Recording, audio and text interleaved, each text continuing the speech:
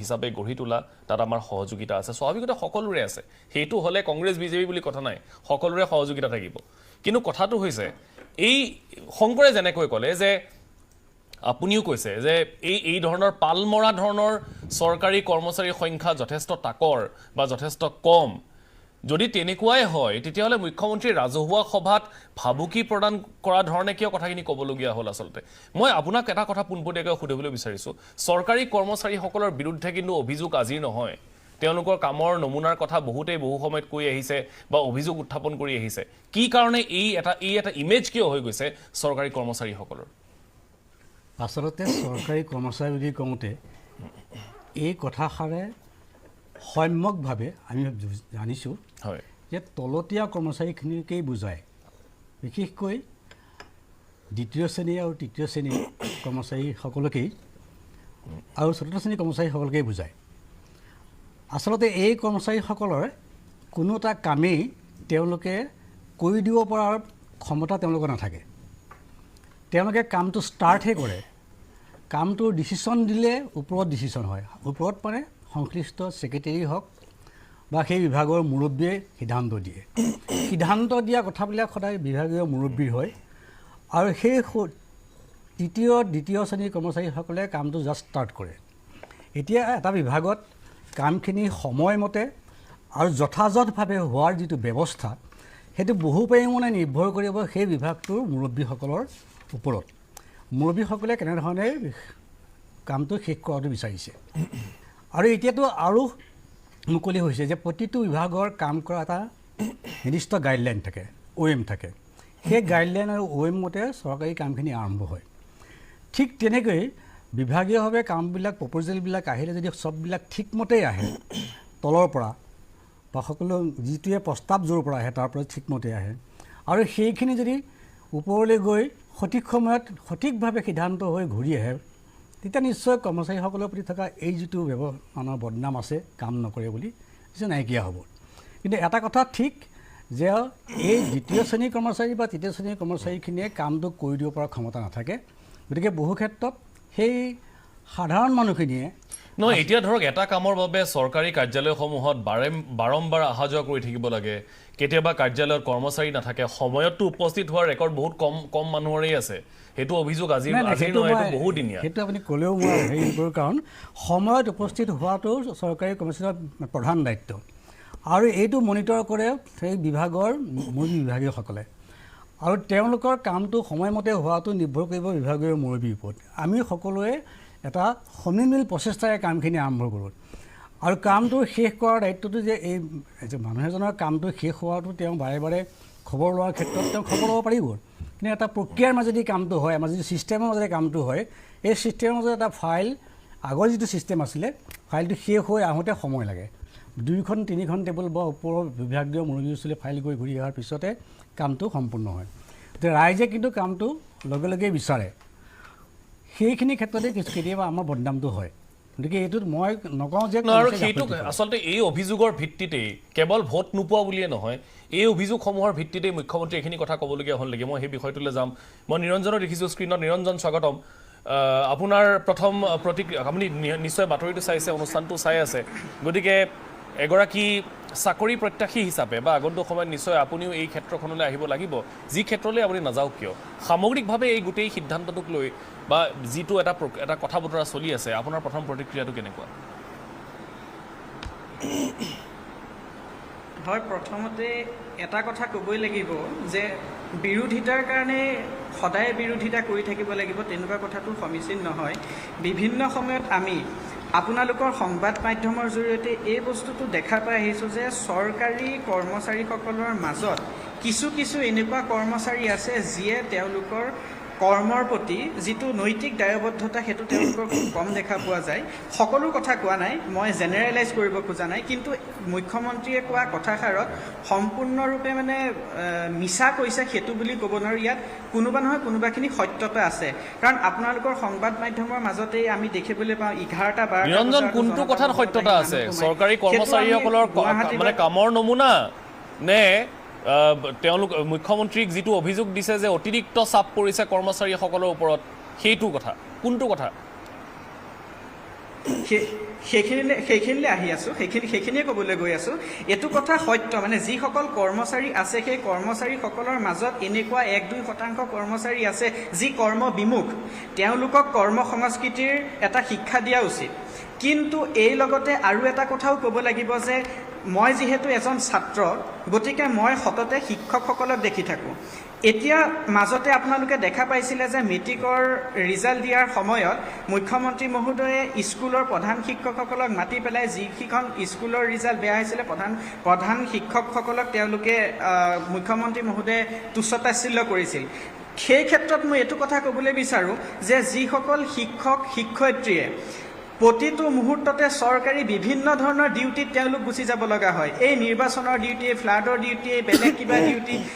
তেওঁলোকে ক্লাছ কৰাতকৈ বেছি তেওঁলোকে চৰকাৰী বেলেগ ডিউটি কৰিব লগা হয়। শিক্ষামন্ত্ৰীক আমি সুধিছিলোঁ নিৰঞ্জন, শিক্ষামন্ত্ৰীয়ে পোনপটীয়াকৈ নচ্ছাত কৰিছে এই কথাটো।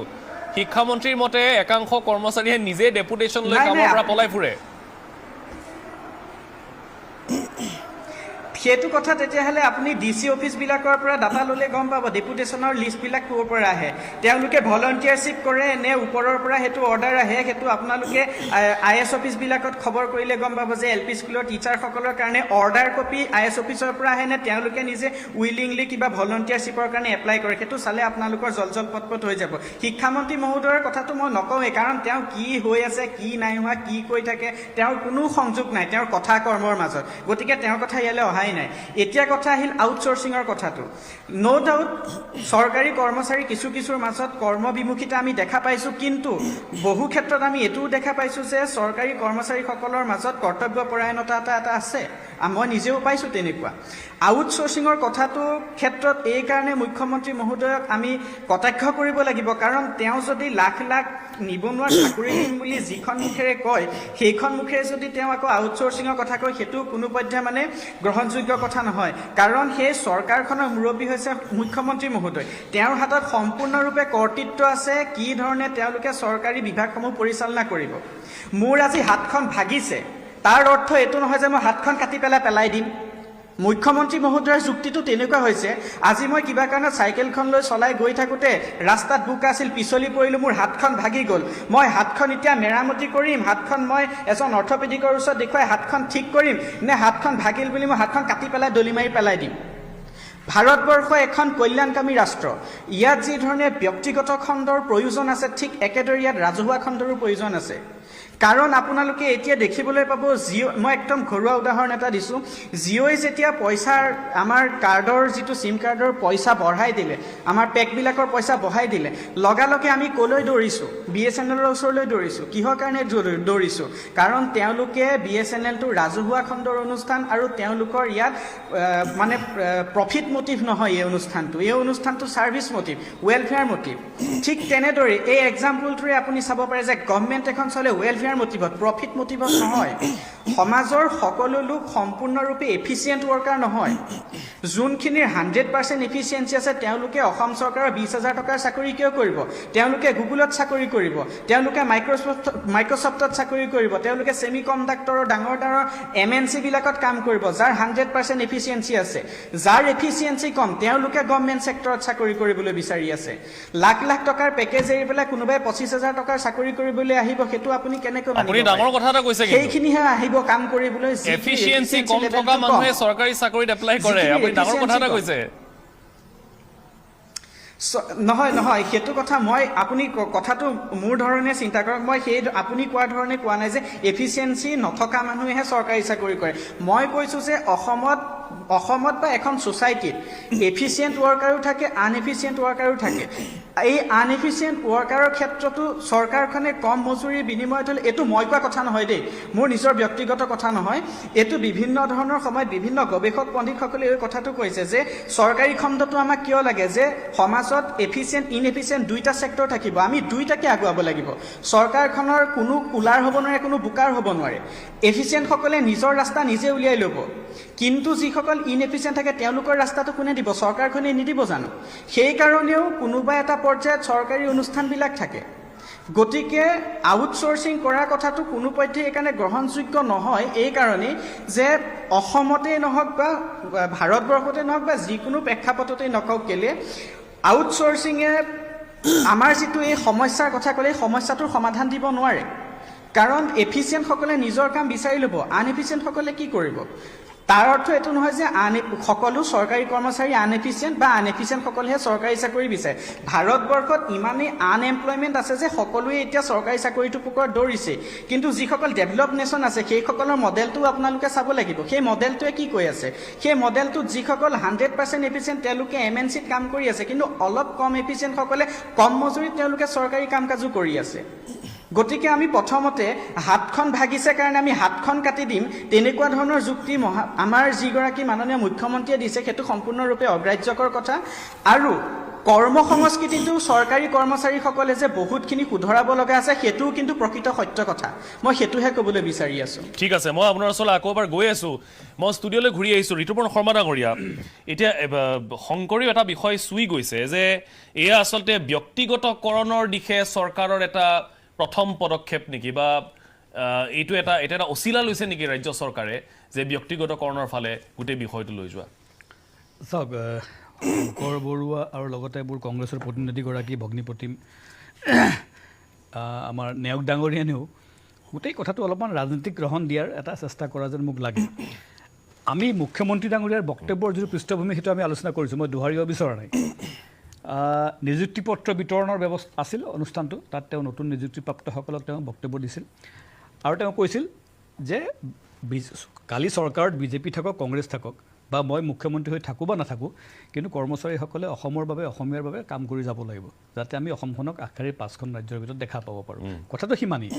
তাত তেওঁ কৈছে একাংশ চৰকাৰী কৰ্মচাৰীয়ে যিহেতু আমাৰ চৰকাৰখনে কিছু কামবিলাক আমি ক্ষিপ্ৰতৰ কৰি তুলিছোঁ বা সময় বেছি ল'ব কৰ্মচাৰীসকলে দিব লগা হৈছে কিছু কাম কৰিবলগীয়া হৈছে বহুতে সেইটোত আছে তেওঁলোকে সেই ধৰণৰ কাম কৰিছে কিন্তু একাংশ কৰ্মচাৰীয়ে তেওঁলোকে সেই নিজৰ যিটো আৰামপ্ৰিয় যিটো সেইটোৰ পৰা তেওঁ ওলাই সেই গণ্ডিৰ পৰা ওলাই আহিব পৰা নাই তেওঁলোকৰ ঘৰৰ ওচৰতে চাকৰি লাগে ঘৰৰ ওচৰত হ'লে এঘণ্টাতে চাকৰিটো শেষ কৰিব পাৰিলে ভাল অৰ্থাৎ তেওঁ কৈছে যে কিছুমানৰ সেই মানসিকতাটো সলনি হোৱা নাই আৰু তেনে কৰ্মচাৰী নিযুক্তি দিয়াতকৈ আৰু কৈছে কাৰ্যালয়টো ভুমুকি মাৰিয়ে যাতে তেওঁলোকে দৰমহা পাব পাৰে এনেকুৱা ধৰণৰ মানে মানসিকতাৰে পৰিপূৰ্ণ কৰ্মচাৰী নথকা নহয় আৰু সেইকাৰণে চৰকাৰে যিহেতু এটা সংস্কাৰমূলক এটা দৃষ্টিভংগী সন্মুখত ৰাখি বিভিন্ন পৰ্যায়ত আমি সংস্কাৰো কৰিছোঁ লগতে আমি কাম কাজবিলাকো ক্ষিপ্ৰতৰ কৰি তুলিছোঁ সেই ক্ষেত্ৰত হয়তো বহুতে কিছু কষ্ট পাইছে বাবে চৰকাৰৰ এই গতিক সমৰ্থন নকৰি তেওঁলোকে আমাক ভোট দিয়া নাই কথাটো সিমানেই তাত বহুত ৰাজনীতিৰ ৰহণ নাই একো কিন্তু বিদিশা নায়ক ডাঙৰীয়ানী ক'লে যে মুখ্যমন্ত্ৰীয়ে ৰাজনীতি কৰিছে ৰাজনীতি কংগ্ৰেছে কৰিছে আমি অসমখনৰ স্বাৰ্থত অসমৰ উন্নয়নৰ স্বাৰ্থত আমি মুখ্যমন্ত্ৰীগৰাকীয়ে আৰু তেওঁ যিহেতু কৰ্মচাৰীসকলৰো তেওঁ মুৰব্বী যিহেতু তেওঁ প্ৰশাসনীয় মুৰব্বী তেওঁ কথা কিছুমান নতুন নৱনিযুক্ত কৰ্মচাৰীসকলক তেওঁ কথাখিনি ক'লে যেনিবা লগতে মুখ্যমন্ত্ৰী এটা কথা স্পষ্টকৈ কৈছে যে মই এতিয়া ৰাজনীতি কৰাৰ সময় মোৰ নহয় কাৰণ আমাক এই চৰকাৰখনক ৰাইজে মেণ্ডেট দিছে 5 বছৰৰ বাবে গতিকে মুখ্যমন্ত্ৰী ডাঙৰীয়াৰ কাম হ'ল যে 5 বছৰত তেওঁ যিমান পাৰে কোনো সময় খৰচ নকৰাকৈ তেওঁ সম্পূৰ্ণ উজাৰি অসমখনৰ কাম অভিযোগটো শৰ্মা ডাঙৰীয়া এইটোৱে যে চৰকাৰী কৰ্মচাৰী সকলোকেই সকলো কামতে খটুওৱা হয় নহয় সেইটো ভুল ধাৰণা আৰু সেইটো ভুল যদি ক'ৰবাত খটুৱা হৈছোঁ জানিব সেইটো কিহৰ কাৰণে খটুৱাইছে সেই যিটো কাম তেওঁলোকে কৰিব লগা হৈছে বা কৰিছে তাৰ বিনিময়টো কি তাৰমানে অসমত আমি কিবা এটা নতুন কাম কৰিছোঁ যিটোৱে আমাক আৰু কিছু আগুৱাই লৈ যাবলৈ এনেকুৱা বহু আপুনি মোক নিৰ্দিষ্টকৈ কওকচোন কোনটো কামত মই উদাহৰণ এটা দিলোঁ অমৃত বৃক্ষত যদি 2-4জন ক'ৰবাত কৰ্মচাৰী যদি নিয়োজিত হৈছে অমৃত বৃক্ষৰ পৰা বিশ্ব পাৰিপাৰ্শ্বিকতাৰ যিটো অৱস্থা তাত জানো আমি গছপুলি এটা বা গছৰ তাৰ মহত্বটো জানো এতিয়া আমি ইয়াত আলোচনা কৰাৰ বিষয় নেকি আমি সকলোৱে জানো তাত যদি শিক্ষক কৰ্মচাৰীৰ সহায় সহযোগিতাত যদি সেই কামটো যদি কিছু আগবাঢ়িছে ত্বৰান্বিত হৈছে তাতো আপত্তি কৰিবলগা নাই তথাপিতো মই কওঁ এতিয়া তেনেকুৱা ধৰণৰ ব্যৱস্থা নাই য'ত কৰ্মচাৰীসকলে চৰকাৰী কামত হয়তো তেওঁলোক শিক্ষাদানৰ বাহিৰত গৈ পেলাই অন্য কামত নিয়োজিত হ'ব ইলেকশ্যনৰ সময়টো সুকীয়া য'ত আমি ইলেকশ্যন কমিশ্যনক বা তেনেকুৱা কিছুমান বিশেষ কামৰ কথা সুকীয়া তেনে যদি বিশেষ পৰিস্থিতি হয় কিন্তু অন্য সময়ত কিন্তু কৰ্মচাৰীসকলে নিজৰ দায়িত্ব তেওঁলোকে পালন কৰিছে কৰি আহিব লাগিব মুখ্যমন্ত্ৰী ডাঙৰীয়াই কেৱল অসমৰ স্বাৰ্থত কথাটো সকীয়াই দিছে উনুকিয়াই দিছে বিদিশা মুখ্যমন্ত্ৰী আৰু এটা কথা কৈছিলে মুখ্যমন্ত্ৰীয়ে কৈছে যে প্ৰথমবাৰৰ বাবে নিকা একদম প্ৰচেছেৰে এটা নিযুক্তি হৈছে মুখ্যমন্ত্ৰী এইটো কথা কৈছে যে প্ৰথমবাৰৰ বাবে ইমান নিকা পদ্ধতিৰে নিযুক্তি হোৱাৰ পাছতো তেওঁলোকৰ অসন্তুষ্টি কিয় মই পিচিআৰক আহ্বান জনাম যদি মুখ্যমন্ত্ৰীৰ বাইটো আনকাটকৈ আছে অলপমান চলাবলৈ চেষ্টা আছে নেকি এবাৰ চলাই দিয়ক মই অলপমান দেখুৱাবলৈ বিচাৰিছোঁ 2-4টা জায়গাত ভোট কম পাইছো কাৰণ চৰকাৰী কৰ্মচাৰীসকলে আনকাটটো বিচাৰিছোঁ যদি হয় আনকাটটো এবাৰ আপুনি প্লেচ কৰিব মই অলপ পাছত গৈ আছোঁ বিদিশা মুখ্যমন্ত্ৰী এইটো কথাও কৈছে যে প্ৰথমবাৰ বাবে একেবাৰে নিকা পদ্ধতিৰে নিযুক্তি হৈছে তাৰ পাছতো এওঁলোকৰ মনত খং কিয় এইটো কিন্তু বৰ তাৎপৰ্যপূৰ্ণ কথা কৈছে মুখ্যমন্ত্ৰী চাওক মই আগতে কৈছো আমি এখন গণতান্ত্ৰিক দেশত বাস কৰো ইয়াত ভোট কোনে কাক দিব সেইটো মানুহৰ প্ৰত্যেকজন মানুহৰ ব্যক্তিগত কথা মাছ মূৰৰ পৰা গেলে যদি কামত গাফিলতি হৈছে মানুহৰ কোনোবা কৰ্মচাৰীয়ে গাফিলতি কৰিছে তাৰ দায়ী চৰকাৰৰ ওপৰ মহলাৰ সেইটো চৰকাৰে শাস্তি দিব লাগে এতিয়া চৰকাৰৰ খৰচ কমোৱাৰ বুদ্ধি তেওঁলোকে বিজ্ঞাপনত কম খৰচ কৰিলেও হ'ল তেওঁলোকে ভোজ ভাতত কম খৰচ কৰিলেও হ'ল কেবিনেটত কম খৰচ কৰিলেও হ'ল তেতিয়া এই বস্তুবোৰ নাহে আৰু এটা কথা আপোনাক মই এই স্থাউকতে কৈ যাওঁ আজি চাওক আদৰ্শগত যদিও মিল নাই তথাপিতো আজি আপুনি চন্দ্ৰবাবু নাইডু ডাঙৰীয়াই হওক নীতিশ কুমাৰ ডাঙৰীয়াই হওক নিজৰ ৰাজ্যকেইখনলৈ কোটি কোটি টকা লৈ গ'ল আৰু বানপানীৰ নামত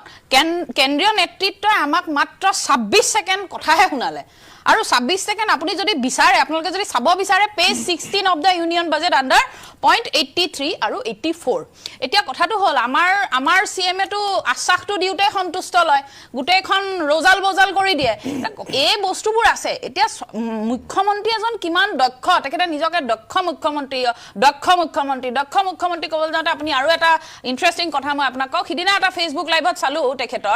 তেখেতে এটা কথা অনুকিয়াই দিছে যে আহিবলগীয়া পৰীক্ষাসমূহত তেওঁ 22টা কেন্দ্ৰত পৰীক্ষা কেন্দ্ৰত মানে 22টা পৰীক্ষা কেন্দ্ৰ লাগিব আহিবলগীয়া পৰীক্ষাসমূহৰ কাৰণে গতিকে 22টা পৰীক্ষা কেন্দ্ৰ তেওঁ সুচাৰুৰূপে চলাব নোৱাৰে তাত লিকেজ হ'ব পাৰে তাত ইনভিজিলেটৰৰ প্ৰব্লেম হ'ব পাৰে ছাত্ৰ ছাত্ৰীয়ে নকল কৰিব পাৰে এনেকুৱা ধৰণৰ কথাবিলাক ক'ব লগা হৈছে গতিকে আপুনি ভাবক এখন তেখেতে মুখ্যমন্ত্ৰী তেখেতে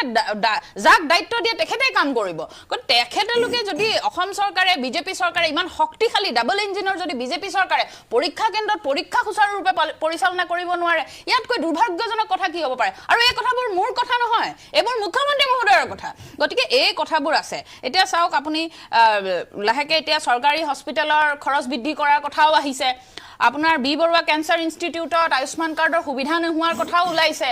কৰ বহোৱা অসমৰ সেৱা কৰ বহোৱাৰ কথা ওলাইছে আমি মাজতে শুনিছিলোঁ তো গাঁৱৰ পুখুৰীবিলাকতো কৰ দিব লাগিব এনেকুৱা ধৰণে অসমৰ সমাজ ব্যৱস্থাটো তেখেতে এনেকুৱা ধৰণে কৰি লৈ গৈ আছে যিটো ব্যৱস্থা আহিবলগীয়া ভৱিষ্যত সময়ত আপোনাৰ মোৰ বা বিশ্বজিৎ বা কাৰোবাৰ ব্যক্তিগত নহয় সকলোৰে সমস্যা হ'ব এই সমস্যাসমূহক আমি ৰাজনীতি কৰিব বিচৰা নাই মই ঋতুপৰ্ণাক এটা কথা আকৌ এবাৰ কওঁ মই ইয়াত ৰাজনীতি কৰাৰ কথা অহা নাই মোৰ কথাটো হ'ল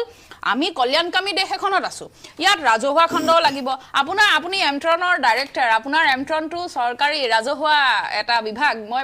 ডেফিনেটলি গম পাওঁ যে তাতো বিশেষ লাভ হৈয়ে আছে গতিকে প্ৰত্যেকটো বস্তু প্ৰাইভেটাইজেশ্যন কৰাৰ দৰকাৰ নাই অলৰেডি প্ৰাইভেটাইজেশ্যনৰ নামত বিমান বন্দৰ ৰেল সকলোবিলাক শেষেই হৈ গ'ল এতিয়া কি আছেগৈ আমাৰ যিখিনি এমপ্লয়মেণ্ট দিব পাৰে অসম চৰকাৰে যিখিনি দিব পাৰে সেইখিনিকো যদি এতিয়া তেওঁ আউটচোৰ্চিং কৰাৰ নামত তেখেতে যদি বাহিৰৰ পৰা কোম্পানী আনি পেলাই ইয়াত যদি কাম কৰাব বিচাৰে আমাৰ ল'ৰা ছোৱালীবিলাকৰ কি অৱস্থা হ'ব ইয়াত মই নে শংকৰ বৰুৱা দাই কোনেও আমি ৰাজনীতি কৰিব বিচৰা নাই আমাৰ কথাটো হ'ল আমাৰ ভৱিষ্যত সুৰক্ষিত হ'ব লাগে আমাৰ আহিবলগীয়া প্ৰজন্ম সুৰক্ষিত হৈ থাকিব লাগে আমিও সুৰক্ষিত হৈ থাকিব লাগে আৰু এটা কথা মই আপোনাক কওঁ মানস দা এই যিটো আউটচোৰ্চিঙৰ নামত যিসকল মানুহক আনে তেওঁলোকক 12,000 10,000 13,000 14,000 এনেকুৱা টকাতে মানে খটুৱা যায় আপুনি এতিয়া যিটো আমাৰ ব্যৱস্থা চলি আছে আপুনি মূল্যবৃদ্ধিয়ে জুৰু কৰিছে মানুহ নাখাই মৰিছে সুইচাইড কৰিব মানুহে এনেকে থাকিলে গতিকে যিমানে আপুনি মুখ্যমন্ত্ৰী মহোদয় ডাঙৰ কথা নকওক কিয় তেওঁ প্ৰথমতে আছিলে মুছলিমে ভোট নিদিয়ে প্ৰথমতে এটা আছিলে মুছলিমে ভোট নিদিয়ে এতিয়া ক'লে চৰকাৰী কৰ্মচাৰীয়ে ভোট নিদিয়ে কাইলৈ পৰহিলে মই আপোনাক কওঁ অসমৰ কোনো মানুহে মুখ্যমন্ত্ৰী মহোদয়ক ভোট নিদিয়ে মুখ্যমন্ত্ৰী মহোদয় আৰু এটা কথা কৈছে মোক ক্ষমতা নালাগে 2021 চনতো কৈছিলে মই আৰু ৰাজনীতি নকৰোঁ এইবিলাক অদৰকাৰী কথা আমি শুনি থাকিব নিবিচাৰোঁ আমাৰ কথা হ'ল ভিজন ডকুমেণ্টত তেওঁ যিবিলাক কথা কৈছিলে তেওঁ যিবোৰ নিয়োগ সৃষ্টি কৰাৰ কথা কৈছিলে তেখেতে যি বছৰি 1 লাখ নিবনুৱা বছৰ শাসন কৰিছিল সেই শাসনৰ 15 বছৰ কালত অসমত যি অৰাজকতাৰ বৃদ্ধি পাইছিল যুৱ প্ৰজন্মই কেতিয়াও চৰকাৰী চাকৰি এটা কৰিম বুলি ভাবি ল'ব পৰা নাছিল কাৰণ কংগ্ৰেছ চৰকাৰৰ 15 বছৰৰ শাসনকালত কোনো ঘোষ নিদিয়াকৈ ভেটি নিদিয়াকৈ এটা চাকৰি লাভ কৰিব পৰা নাছিল আৰু কংগ্ৰেছ চৰকাৰ যেতিয়া 15 বছৰ শাসনত আছিল যুৱ প্ৰজন্মক অন্ধকাৰত ৰাখি তাৰ এটা উদাহৰণস্বৰূপে ভাৰতীয় জনতা পাৰ্টীৰ কল্যাণকামী চৰকাৰ অহাৰ পাছত ৰাকেশ পাল বাহিনীক যেনেদৰে নাকি লগাইছে এই ৰাকেশ পাল বাহিনীয়ে 15 বছৰত যেনেদৰে যুৱ প্ৰজন্মক পংগু কৰি পেলাই কেনেদৰে অনিয়মেৰে তেওঁলোকে নিযুক্তি প্ৰদান কৰি আহিছিল কেৱল লাখ লাখ টকাৰ বিনিময়ত, সেয়া সম্পূৰ্ণৰূপে ধ্বংস কৰি ভাৰতীয় জনতা পাৰ্টি চৰকাৰ 16 চনত অহাৰ পৰা বৰ্তমান সময়লৈকে নিকা ভাৱমূৰ্তিৰে সমাজখনক সুশৃংখলিতভাৱে আগবঢ়াই নিবৰ কাৰণে যি ধৰণে কাম কৰি আছে, আজি কংগ্ৰেছ কোনোবা এই দলবিলাকৰ চকুত টোপনি নাই। তাৰ কাৰণে বিভিন্ন ধৰণৰ এনেকুৱা ধৰণৰ আচৰিত অভিযোগবিলাক দিয়াটো উচিত। আজি শংকৰ বৰুৱা ডাঙৰীয়াই যি ধৰণে কথাবিলাক কৈছে তেনেদৰে ক'বলৈ লাগিছিল। আজি সদৌ অসম ছাত্ৰ সন্থাই কি ক'ব লাগিছিল যে ভাৰতীয় জনতা পাৰ্টি চৰকাৰখনে নিকা ভাৱমূৰ্তিৰে নিকাভাৱে স্বচ্ছভাৱেৰে অসমৰ যুৱ প্ৰজন্মক ৯৭,০০০তকৈ অধিক চাকৰি প্ৰদান কৰিছে, 1 লাখ চাকৰি দিবলৈ গৈ আছে। আৰু হিমন্ত বিশ্ব শৰ্মা ডাঙৰীয়াই তেওঁ জিৰণি নোলোৱাকৈ কেৱল অসমখনৰ কাৰণে, যুৱ প্ৰজন্মৰ কাৰণে সমাজখনক কেনেদৰে সুশৃংখলিত কৰি ৰাখিব পাৰি। আৰু হিমন্ত বিশ্ব শৰ্মা ডাঙৰীয়াই সকিয়নি প্ৰদান কৰাটো আপোনালোকে যি ধৰণে ভাবুকি বুলি কৈছে, সকিয়নি আৰু ভাবুকি দুটা বেলেগ ধৰণৰ শব্দ। ভাবুকি নহয় ডাঙৰীয়া, এয়া সকিয়নি প্ৰদান কৰিছে। সকিয়নি এইটো কাৰণে প্ৰদান কৰিছে হিমন্ত বিশ্ব শৰ্মা ডাঙৰীয়াই যে অসমৰ মানুহে কেতিয়াও কষ্ট খাব নালাগে। আৰু আমাৰ মাজত অলপ আগতে কংগ্ৰেছৰ প্ৰতিনিধিগৰাকীয়ে কৰ্ম সংস্কৃতিৰ কথা কৈছে, গীতা মহাভাৰতৰ কথা কৈছে। ময়ো কওঁ যে কৰ্ম সংস্কৃতি গীতাটো লিখা আছে, আমাৰ গীতা শাস্ত্ৰ মহাভাৰতত আমাৰ কৰ্ম সংস্কৃতিৰ কথা আছে। এই কৰ্ম সংস্কৃতিক ডক্টৰ হিমন্ত বিশ্ব শৰ্মাই আগবঢ়াই নিব বিচাৰিছে। আপোনালোকে ছাপোৰ্ট নকৰে, কিন্তু বিৰোধিতাৰ নামত বিৰোধিতা নকৰিব। আমি বাৰে বাৰে কওঁ যে একাংশ মুষ্টিময় নহয়, একাংশ কিছুমান চৰকাৰী কৰ্মচাৰীয়ে গাফিলতি কৰে, তাৰ কাৰণে সমগ্ৰ কৰ্মচাৰী সমাজটো গাফিলতি নকৰে। মুখ্যমন্ত্ৰী মহোদয়ে কি কৈছে যে কিছুদিনৰ আগলৈকে আমি হায়দৰাবাদ বেংগলোৰত গৈ পেলাই 10 ঘণ্টা 12 ঘণ্টা থিয় হৈ আমি কাম কৰিব পাৰোঁ। যেতিয়া আমি চৰকাৰী চাকৰি লাভ কৰোঁ, আমি ঘৰৰ কাষৰ জিলাখনতো থাকিব নোৱাৰোঁ, একেবাৰে ঘৰৰ কাষত লাগে। সেইটো কথা মুখ্যমন্ত্ৰী ডাঙৰীয়াই কোৱাৰ নৈতিক অধিকাৰ আছে, কাৰণ প্ৰশাসন যন্ত্ৰটোৰ মুৰব্বী হৈছে ডক্টৰ হিমন্ত বিশ্ব শৰ্মা, অৰ্থাৎ মুখ্যমন্ত্ৰীগৰাকীয়ে ইয়াৰ কোৱাটো এইটো কাৰণে কৈছে যাতে আমাৰ বিশৃংখল পৰিৱেশটো যাতে সৃষ্টি নহয়, এটা সুশৃংখলিত পৰিৱেশৰ সৃষ্টি হয়। আমাৰ সমাজৰ প্ৰতিটো স্তৰৰ ৰাইজে যাতে কোনো অসুবিধাৰ সন্মুখীন হ'ব নালাগে, কৰ্মচাৰীসকলৰ মাজত যাতে কৰ্ম সংস্কৃতি এই এটা ধাৰণাটো সৃষ্টি হওক, আগুৱাই যাওক, যুৱ প্ৰজন্মই কৰ্ম সংস্কৃতিৰ ধাৰণাটো গঢ় লওক। শংকৰ, এতিয়া এই গোটেইখিনি কথা মুখ্যমন্ত্ৰীয়ে উত্থাপন কৰোঁতে আপুনি যদিও কৈছে যে ৰাজনৈতিকভাৱে মুখ্যমন্ত্ৰীয়ে কথাখিনি কৈছে, ঠিক আছে, আমি সেইটো কথা বাদ দিছোঁ। আমি ধৰি লৈছোঁ মুখ্যমন্ত্ৰীয়ে সামাজিকভাৱেই কথাখিনি কৈছে, মুখ্যমন্ত্ৰীয়ে অসমৰ ৱৰ্ক কালচাৰটো ভাল কৰিবলৈ কথাখিনি কৈছে, কিন্তু ভোটৰ কথা নকৈ কথাখিনি উত্থাপন কৰিব পৰা নগ'ল হয়নে? নিশ্চিতভাৱে আচলতে বিজেপিৰ দুয়োগৰাকী প্ৰতিনিধিয়ে আমাক ৰাজনীতি কৰা বুলি কৈ আছে। ৰাজনীতি আমি কৰা নাই, ৰাজনীতি কৰিছে মুখ্যমন্ত্ৰীগৰাকীয়ে। আৰু এটা কথা আমি চাব লাগিব যে ৰাজনীতিৰ বক্তব্যবিলাক কওঁতে আমি কাক গালি পাৰিম? এতিয়া আমি কংগ্ৰেছক গালি পাৰিম নেকি? কংগ্ৰেছৰ চৰকাৰ চলি আছে নেকি? কংগ্ৰেছৰ চৰকাৰ চলি থকা হ'লে কংগ্ৰেছক গালি পাৰিলোহেঁতেন। কাইলৈ তাৰিখত যেতিয়া বিজেপি চৰকাৰ নাইকিয়া হ'ব, কংগ্ৰেছ বা আন দল আহিব, তেতিয়া আমি সেই দলকেইটাক ক'ম, বিজেপিক নকওঁ। গতিকে যি চৰকাৰ চলাই আছে গালিটো মানুহে তাক পাৰিব। আৰু সংস্কাৰ বস্তুটো কেনেকুৱা? সংস্কাৰ বস্তুটো চাওক, আজি যদি সংস্কাৰ কৰিবলগীয়া আছে, সংস্কাৰ কৰাৰ পদ্ধতিবিলাক কেনেকুৱা হ'ব লাগিব? আজি অসমৰ মুখ্যমন্ত্ৰীগৰাকীয়ে বেয়া কাম কৰিছে বুলি কেন্দ্ৰই বাহিৰৰ এগৰাকী ভাল কাম কৰি থকা মুখ্যমন্ত্ৰীক আনি পেলাই অসমত আউটচোৰ্চিং কৰি দিব নেকি? নকৰে। অসমৰ জনতাই তেওঁলোকক সলনি কৰিব। আজি কংগ্ৰেছে বেয়া কাম কৰিছে বুলি কৈ আছিল, বেয়া কাম কৰিছে বুলি কৈ থকাৰ কাৰণে অসমৰ জনতাই বিজেপিক সুযোগ দিছে। এতিয়া বিজেপিৰ হাতত সময় আছে, বিজেপিয়ে ভাল কামবিলাক কৰিব লাগে। আৰু যিবিলাক কথা কৈ থকা হৈছে যে এই আউটচোৰ্চিঙৰ জৰিয়তে যিবিলাকক নিযুক্তি দিয়া হ'ব, এতিয়া তাৰমানে কথাটো এনেকুৱা হ'বলৈ গৈ আছে যে এটা নিযুক্তিটো ব্যক্তিগত খণ্ডৰ দ্বাৰা সমাপন কৰিবলৈ বিচৰা হৈছে। এইটো কি ভাল কাম নেকি? নিযুক্তি প্ৰদান কৰাটো চৰকাৰৰ দায়িত্ব, আৰু এখন কল্যাণকামী চৰকাৰে যদি নিযুক্তিকেইটা সম্পন্ন নকৰি সেয়া ব্যক্তিগত খণ্ডক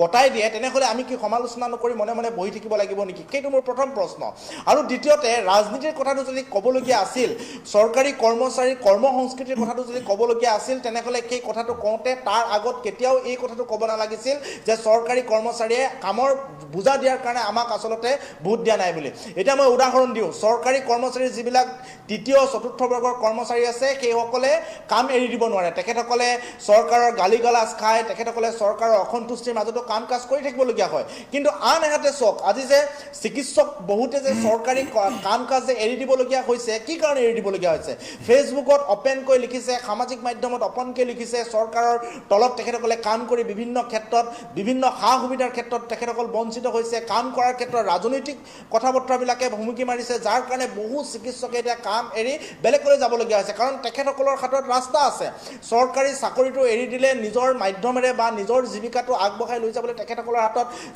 মাধ্যম আছে। আৰু আপুনি বহুতো IAS IPS চাব, এতিয়া বহুতে ডেপুটেশ্যন বিচাৰি সচিবালয়ত বহুত দাখিল কৰি থৈছে। বহুকেইগৰাকী IPS আছে, অসম এৰিব বিচাৰিছে। কি কাৰণে এৰিব বিচাৰিছে? আৰু অসম চৰকাৰৰ কৰ্মচাৰীসকলৰ হাতত তেনেকুৱা কোনো ধৰণৰ সুবিধা নাই। গতিকে তেখেতসকলে সুবিধা কি আছে? তেখেতসকলৰ ভোট অস্ত্ৰটো আছে, সেই অস্ত্ৰটো ব্যৱহাৰ কৰিছে। আৰু সেই অস্ত্ৰটো ব্যৱহাৰ কৰোঁতে মুখ্যমন্ত্ৰীগৰাকীয়ে এনেকৈ যদি ভাবুকি দিয়ে, সেইটো কেতিয়াও গ্ৰহণযোগ্য হ'ব নোৱাৰে, সেয়া স্পষ্ট কথা। আৰু নিবনুৱাক সংস্থাপন দিছে, এইটো চৰকাৰৰ মৌলিক দায়িত্ব। স্বাস্থ্যখণ্ড ভাল কৰা, শিক্ষাখণ্ড ভাল কৰা, নিবনুৱাক নিযুক্তি দিয়া আৰু নিযুক্তি দিব নোৱাৰাসকলক তেখেতসকলে উপাৰ্জনৰ পথ বিচাৰি দিয়া, এইটো চৰকাৰৰ নৈতিক দায়িত্ব। এতিয়া 97,000ক চাকৰি দিছে, 1 লাখক চাকৰি দিছে, কিন্তু আমি একেটা সময়তে এটা কথা মনত ৰাখিব লাগিব, কেৱল অসমত ডিব্ৰুগড় বিশ্ববিদ্যালয় আৰু গুৱাহাটী বিশ্ববিদ্যালয় প্ৰতি বছৰে কিমান আচলতে গ্ৰেজুৱেট আৰু স্নাতক আৰু স্নাতকোত্তৰ ছাত্ৰ ছাত্ৰী তেখেতসকলে উৎপাদন কৰি আছে, সেই কথাটো আমি মনত ৰাখিব লাগিব। গুৱাহাটী বিশ্ববিদ্যালয়ৰ অধীনত 330খন মহাবিদ্যালয় আছে, ডিব্ৰুগড় বিশ্ববিদ্যালয়ৰ অধীনত 175খনতকৈ অধিক মহাবিদ্যালয় আছে। তাৰ পৰা বছৰি 3 পৰা 3.5 লাখ আৰু বাকী নতুনকৈ গঠন হোৱা নাম গুণ নথকা বিশ্ববিদ্যালয়বিলাকৰ কথা মই নকলোৱে, যি কেৱল নামত গঠন কৰিলে, আন্তঃগাঁথনিৰ নাই, তাত শিক্ষকৰ নিযুক্তি নাই, কোনোবা এটা অডিটৰিয়ামত তাৰ আজিলৈকে ক্লাছ চলি আছে, এনেকুৱা ধৰণৰ বিশ্ববিদ্যালয়বিলাকৰ কথা মই নকলোৱে। কেৱল এই দুখন বিশ্ববিদ্যালয় আৰু আন আন মহাবিদ্যালয়বিলাকে লগ হৈ অসমত কেৱল 3 পৰা 3.5 লাখ প্ৰতি বছৰে নিবনুৱাৰ উৎপাদন কৰিছে। সকলোকতো নিযুক্তি দিব নোৱাৰে। গতিকে উপাৰ্জনৰ পথ কি? আৰু মোৰ এতিয়া সন্দেহ হৈছে, ৰাজনীতিৰ কথা কৈ আছে, কিবা কৈ আছে, ইয়াত কিন্তু মুখ্যমন্ত্ৰীগৰাকীয়ে দূৰলৈ চিন্তা কৰে ৰাজনীতিৰ ক্ষেত্ৰত। তেওঁ আন এটা কথা ভাবি আছে, যেতিয়া আউটচোৰ্চিং কৰিব, আউটচোৰ্চিং কৰিলে তেওঁ নিজেই ক'লে যে 12,000 টকাত তেখেতে এজন কৰ্মচাৰী পাব। আজি যদি পিয়ন এজন, চাহ দিবলগীয়া, ফাইল এটা নিবলগীয়া, চকীদাৰ এজনক যদি ল'বলগীয়া হয়, 12,000 টকা কোনোবা এটা কোম্পানীক আউটচোৰ্চিং কৰিলে তেখেতে সেই নিবনুৱাজন পাবৰ কাৰণে সক্ষম হ'ব। অৰ্থাৎ ব্যয়টো হ্ৰাস হ'লেতো ঠিকে আছে। আজি যদি চৰকাৰী চাকৰি দিবলগীয়া হয়, তেখেতক দৰমহা হয়তো বহুত দিবলগীয়া হ'লহেঁতেন। কিন্তু এই 12,000 টকাত যেতিয়া অসমৰে কোনোবা এজনে গৈ কোনোবা এটা কোম্পানীৰ অধীনত গৈ তাত চাকৰি কৰিব, তেতিয়া তেওঁৰ কি হ'ব? 12,000 টকাৰে আজিৰ তাৰিখত মূল্যবৃদ্ধিয়ে যি আকাশলংঘী মূল্যবৃদ্ধি, জীৱনদায়িনী ঔষধৰ যি মূল্যবৃদ্ধি, চৰকাৰী হস্পিটেলত সা সুবিধা নাপায়, এই আটাইবিলাক 12,000 টকাত কেতিয়াও এটা পৰিয়াল চলিবলৈ নোৱাৰে। আৰু যেতিয়া 12,000 টকা পাব, তেওঁ কি কৰিব লাগিব? তেওঁ বিনামূলীয়া চাউলকেইটালৈ অপেক্ষা কৰিব লাগিব। আৰু বিনামূলীয়া চাউলকেইটালৈ যেতিয়া অপেক্ষা কৰিব, শাৰী পাতিব লাগিব, তেতিয়া চৰকাৰৰ ভোট বেংকটো সুৰক্ষিত হ'ব, হিতাধিকাৰী সৃষ্টি হ'ব। আৰু আন কথা কৈছিলে যে 97,000 চাকৰি দিয়া বুলি তেওঁলোকে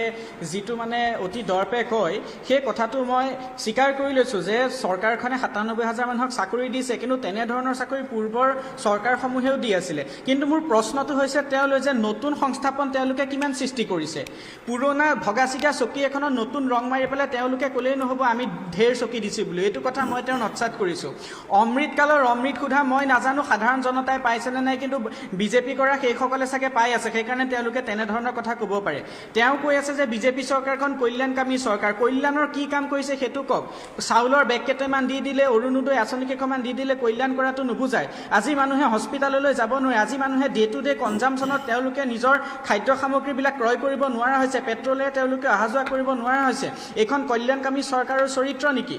মই এটা কথা ক'বলৈ বিচাৰিছোঁ যে আজিৰ তাৰিখত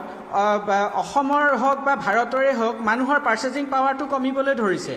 ইমানেই ইনফ্লেশ্যন হৈ আছে যে তেওঁলোকে একো কাম কৰিব পৰা নাই। কিন্তু সেই একে সময়তে ভাৰতবৰ্ষৰ GDPয়ে কিন্তু পৃথিৱীৰ ভিতৰত 5খন শ্ৰেষ্ঠ দেশ হ'বলৈ গৈ আছে, লগতে আৰু ওপৰলৈ যোৱাৰ সম্ভাৱনা আছে। কিন্তু ভাৰতৰ গোটেই ৱেলথবিলাক একুমুলেট কাৰ হাতত হৈ আছে? কেইজনমান কেপিটেলিষ্টৰ হাতত। যেতিয়া কেপিটেলিষ্টৰ হাতত সম্পদবিলাক একুমুলেট হৈ থাকিব, তেতিয়া তাক কল্যাণকামী বুলি কয় নেকি? আপুনি প্ৰথমতে টকশ্ব' এটাত অহাৰ আগত বা সমাজৰ মানুহৰ আগত কিবা কথা কোৱাৰ আগত অলপ হোমৱৰ্ক কৰি আহিব যে কল্যাণকামী কাক কয়। কেৱল চাউল পাতি দি থকাটোকে কল্যাণ বুলি নকয়। আজি হেল্থ ইমান এক্সপেণ্ডিচাৰ হৈ গৈ আছে। সিদিনাখন PLFA periodic level survey, periodic যিটো ছাৰ্ভে হয়, লেবাৰ ফ'ৰ্চৰ ছাৰ্ভে হয়, তাত ওলাইছে যে অসমৰ যিসকল ৱমেন ৱৰ্কফ'ৰ্চ পাৰ্টিচিপেশ্যন আছিল, সেইটো পূৰ্বৰ তুলনাত 72% তললৈ হ্ৰাস পাই গৈছে। তেনেকুৱাত আপোনালোকে অৰুণোদয় দি লাখপতি বাইদেউৰ যদি আঁচনি ঘোষণা কৰি থাকে, তাৰ পৰা কি মানে ফলপ্ৰসূ কিছুমান আউটকাম ওলাইছে মইতো গম নাপাওঁ কাৰণ আপোনালোকৰ ছাৰ্ভেবিলাকে কৈ আছে যে ৱমেন ৱৰ্কফৰ্চ পাৰ্টিচিপেশ্যন অসমত কমি গৈছে আৰু এটা কথা মই ক'বলৈ যাওঁ যে আপোনালোকে ইয়াত ৰাজনীতি কৰক বা কি কৰক সেইবিলাকক লৈ মোৰ একো ক'বলগীয়া নাই কাৰণ আপোনালোকে যিহেতু এটা ৰাজনৈতিক দলক প্ৰতিনিধিত্ব কৰি আছে আপোনালোকে ৰাজনীতি কৰিব সেইটো কথা নহয় কিন্তু মুখ্যমন্ত্ৰী মহোদয়ৰ হাতত সৰ্বোচ্চ ক্ষমতা আছে তেওঁ অসমখনৰ প্ৰশাসন যন্ত্ৰটো তেওঁলোকে বিষয়া কৰ্মচাৰীসকলক কেনেকৈ চলাব কি ধৰণে অসমখন গভাৰ্ণ কৰিব তাৰ সম্পূৰ্ণ কৰ্তৃত্ব তেওঁৰ ওপৰত আছে গতিকে তেওঁ নিজৰ হাতখন ভাগি যোৱাৰ লগে লগে হাতখন কাটি পেলাম অৰ্থাৎ কৰ্মচাৰীসকল অলপ কৰ্মবিমুখ হোৱাৰ লগে লগে আউটচোৰ্চিং কৰিম সেইটো সম্পূৰ্ণৰূপে অগ্ৰাহ্য কৰিবলগীয়া কথা লগতে এটা কথা কৈছে 12,000 টকা দি পেলাই আৰু এটা কথাৰে শেষ কৰিম 12,000 টকা দি পেলাই তেওঁ কৈছে যে থাৰ্ড গ্ৰেড বা ফ'ৰ্থ গ্ৰেডৰ চেলাৰীৰ সৈতে তেওঁলোকে আউটচোৰ্চিং কৰাই কাম কৰাব কিন্তু মুখ্যমন্ত্ৰী মহোদয় কৰাব নোৱাৰিব কাৰণ চাওক এজন ব্যক্তিগত খণ্ডতে যদি কোনো এজন ব্যক্তিক যদি আমি এমপ্লয় কৰিব লগা হয় বা তেতিয়া হ'লেও কিন্তু আমি তেওঁক ছ'চিয়েল ছিকিউৰিটিৰ সুবিধাটো দিব লাগিব এই ছ'চিয়েল ছিকিউৰিটিত যিবিলাক মেডিকেলৰ সুবিধা হাউচ ৰেণ্টৰ যিবিলাক আনুষংগিক সুবিধা যিসমূহ চৰকাৰী খণ্ডৰ কৰ্মচাৰীসকলে পায় যদি গভৰ্ণমেণ্টে আউটচোৰ্চিঙো কৰিব লগা হয় তেনেহ'লে কিন্তু সেই প্ৰাইভেট ছেক্টৰৰ সেই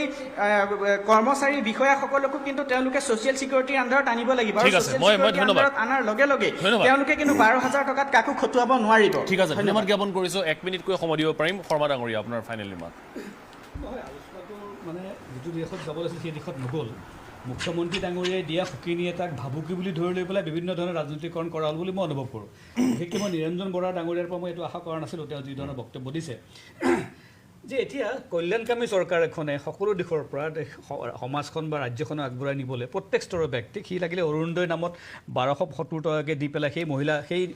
মানে আই মাতৃক সহায় কৰাতে হওক বা নিযুত মাইনা আঁচনিৰ দ্বাৰা ল'ৰা ছোৱালীসকলক পঢ়াৰ ক্ষেত্ৰত বিশেষকৈ কন্যা শিক্ষাৰ বাবে আৰু মহিলা আত্মসহায়ক গোটৰ দ্বাৰা যি ধৰণে মহিলা সবলীকৰণৰ নামত অৰ্থনৈতিকভাৱে স্বচ্ছতা আনি পেলাই যি ধৰণে সকলোকে সংস্থাপিত বা অৰ্থনৈতিকভাৱে সবল কৰাত এতিয়া কেৱল চাকৰিটো চৰকাৰী চাকৰিটোৱে কেৱল সংস্থাপন নুবুজায় এতিয়া আমাৰ সকলোৰে মানসিকতা এনেকুৱা এটা হৈছে যেন চৰকাৰখনৰ দায়িত্বক যে সম্পূৰ্ণ চাকৰি দিলেহে চৰকাৰখনে এটা ভাল কাম কৰা বা মানে